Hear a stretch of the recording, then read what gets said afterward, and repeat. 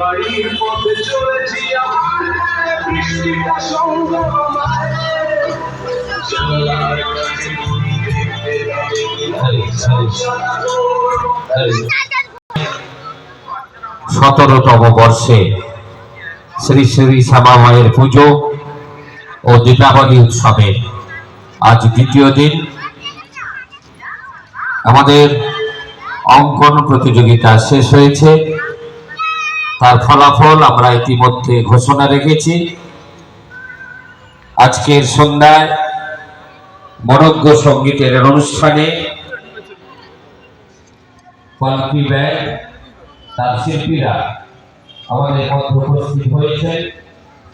আমাদের মনোজ্ঞ সঙ্গীতের অনুষ্ঠান শুরু হবে এবং